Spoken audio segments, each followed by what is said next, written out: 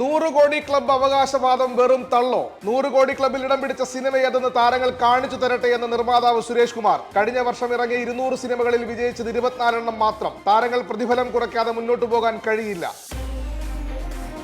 സംസ്ഥാനത്ത് നാളെ ഉയർന്ന താപനില മുന്നറിയിപ്പ്. സാധാരണയേക്കാൾ 2 മുതൽ 3 ഡിഗ്രി വരെ ഉയരാൻ സാധ്യതയെന്ന് കേന്ദ്ര കാലാവസ്ഥാ വകുപ്പ്. പകൽ 11 മുതൽ 3 വരെ നേരിട്ട് സൂര്യപ്രകാശം ഏൽക്കരുതെന്ന് സംസ്ഥാന ദുരന്ത നിവാരണ അതോറിറ്റി. കോഴിക്കോട് മുക്കത്ത് ഹോട്ടൽ ജീവനക്കാരിയെ പീഡിപ്പിക്കാൻ ശ്രമിച്ച കേസിൽ കൂടുതൽ വെളിപ്പെടുത്തൽ. ചികിത്സയിൽ കഴിയുമ്പോഴും പ്രതി ദേവദാസിന്റെ ഭീഷണി. നിനക്കുള്ള ആദ്യ ഡോസാണിതെന്ന് സന്ദേശം. പരുക്കേറ്റിട്ടും അകത്തേക്ക് വലിച്ചു കൊണ്ടുപോകാൻ ശ്രമിച്ചെന്നും യുവതി. മലപ്പുറം എളങ്കൂരിലെ വിഷ്ണുജയുടെ ആത്മഹത്യാ കേസിൽ ഭർത്താവിനെതിരെ ആരോഗ്യവകുപ്പിന്റെ നടപടി. മഞ്ചേരി മെഡിക്കൽ കോളേജിലെ നഴ്സായ പ്രവീണ് സസ്പെൻഷൻ. പ്രതിക്കെതിരെ ചുമത്തിയിരിക്കുന്നത് ആത്മഹത്യാ പ്രേരണയും സ്ത്രീധന പീഡനവും. കൂട്ടപ്പിരിച്ചുവിടലിനൊരുങ്ങി മെറ്റ.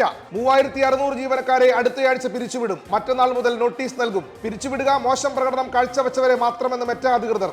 ആസൂത്രിത പിരിച്ചുവിടലെന്ന വിമർശനം ശക്തം.